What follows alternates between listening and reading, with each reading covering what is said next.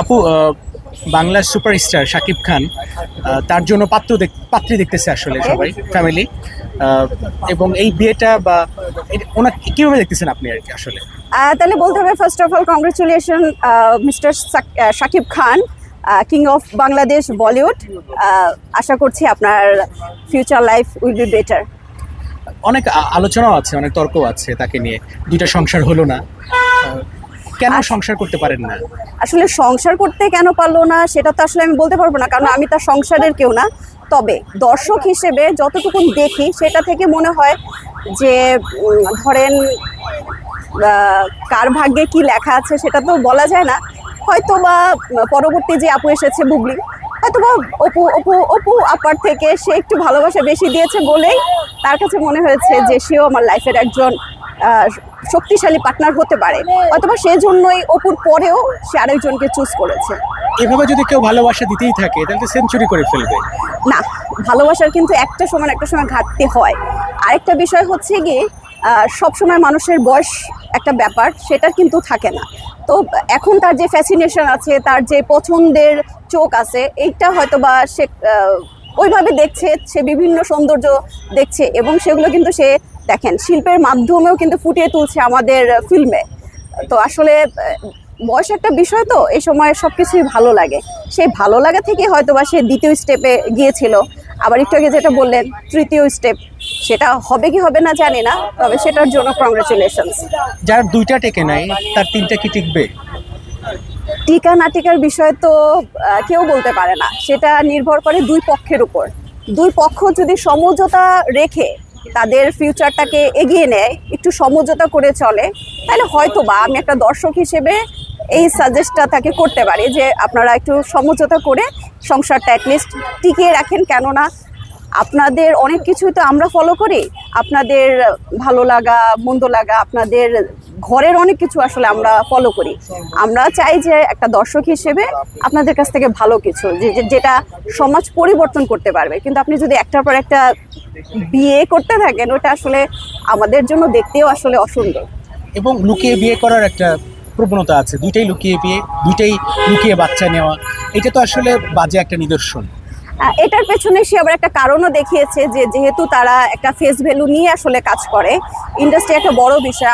আমাদের বাংলা ইন্ডাস্ট্রি না, শুধুমাত্র হলিউড বলিউড টলিউড যতগুলো আছে সবগুলোতেই দেখা যায় যে একটা ইমেজ নির্ভর করে যে যারা অবিবাহিত তাদের ফিল্মগুলো আসলে ভালো চলে। হ্যাঁ, কারণ সবাই যে ক্রাশ শব্দটার সঙ্গে যুক্ত, তো হয়তো বা কেউ সাকিবকে পছন্দ করছে, কেউ অপুকে। তো বিবাহিত হয়ে গেলে তখন একটা হয়তোবা দর্শক কমে যায়, ওই দর্শক ধরে রাখার জন্য হয়তোবা এই যে লুকিয়ে রাখার প্রবণতাটা দেখা যায়। আপু, বলিউডে শাহরুখ খান তো বিবাহিত, কিন্তু তার ছবি তো চলতেছে। সেটা আসলে হয় না যে ব্যাপারটা এরকম যে সকল একটু বিষয়টা আমার মাথার মধ্যে, যে আমরা বলি যে না ওই যে হ্যাঁ ওকে, না এটা উত্তরটা দিয়ে একটু কেটে নিয়েন। হ্যাঁ, সমস্যা নেই, আমরা কেটে নেব। না আপু, আমি আরেকটা প্রশ্ন করি। ধরেন এই দুজনের মধ্যে খুব ওকে পক্ষ বিপক্ষে যে কথাবার্তা, মানে ভাইয়াটা অ্যান্সারটা দিল। আসলে দেখেন, যখন শাহরুখ খান হচ্ছে সুপারস্টার হয়নি তখন থেকে কিন্তু হচ্ছে গৌরীর সঙ্গে তার রিলেশন, এবং এটাই কিন্তু এস্টাবলিশড হয়ে গিয়েছিল। কিন্তু যদি সে ইন্ডাস্ট্রিতে হচ্ছে একেবারে লিড পজিশনে যাওয়ার পরে হয়তোবা যদি তার এরকম বিয়ে হয়তোবা সেও লুকিয়ে রাখতো।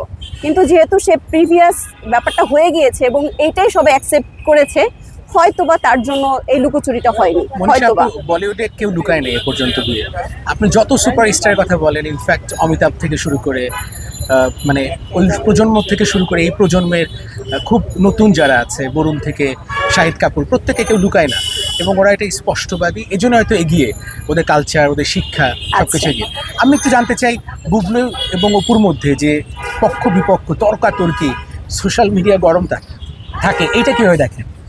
আসলে গরম না থাকলে আপনি সব জিনিস যে গরম গরম খেলে যে আপনার ঠোঁট পুড়ে যেতে পারে, ওটা ঠান্ডা করে খেলে যে আপনার তৃপ্তি হতে পারে, সেটাও তো আসলে বুঝতে হবে। হ্যাঁ, তা আমরা আসলে এমনিতেই এমনিতেই গরম 40 হ্যাঁ, ডিগ্রি সেলসিয়াস। ওই গরমের মধ্যে তার আরেকটু গরম রাখে সবাইকে, যেন সজাগ থাকতে পারে, সবকিছু যেন একটু ঠান্ডা করে যেন খেতে পারে। ওইটার জন্য হয়তো বা তারা সবসময় গরম গরম নিউজে রাখে। এই জন্যই কি শাকিব খান মানে ডাক্তার মেয়ে পছন্দ করতেছে বা তার ফ্যামিলি পছন্দ করতেছে? ডাক্তার না রোগী পছন্দ করছে সেটা তো এখন পর্যন্ত আসলে আমরা জানি না। সেটা যদি সামনে আসে তাহলে তো অবশ্যই বলবো যে তার চয়েসটা কেমন হচ্ছে বা কেমন কেমন হলো তার তৃতীয় চয়েস। দেখা যাক, সেটা আসলে সেটাও একটা আমাদের জন্য একটা সারপ্রাইজ। লাস্ট প্রশ্ন, একজন ভক্ত হিসেবে বাংলা সিনেমার সুপারস্টারের প্রতি আপনার মানে শুভকামনা কি থাকবে? সাকিব খানের জন্য আসলে সবসময় শুভকামনা, কারণ হচ্ছে আমাদের ইন্ডাস্ট্রির এত উত্থান পতন হয়েছে, এত অশ্লীলতা দিয়ে ভরে গিয়েছিল, হয়তোবা সেও এর মধ্যে জড়িয়ে গিয়েছিল, তারও অনেক বাজে বাজে ছবি আছে, কিন্তু টিকে থাকাটাও বড় একটা বিষয়। সে টিকে থাকার পরে এই যে তাকে আবার ধরেন আমাদের টলিউড থেকে যেভাবে ভালো ভালো কাজে তাকে যুক্ত করার পরে একটা পুরো চেঞ্জ করে দিয়েছে এই লোকটাকে, এবং তারপর থেকে সেও তার রিয়েলাইজেশনের মধ্যে এসেছে যে হ্যাঁ, যদি আমি আমার গেট আপ, পশ্চার, আমার অ্যাক্টিং যদি চেঞ্জ করি তাহলে এটা আমার দেশের ইন্ডাস্ট্রির জন্য ভালো হবে।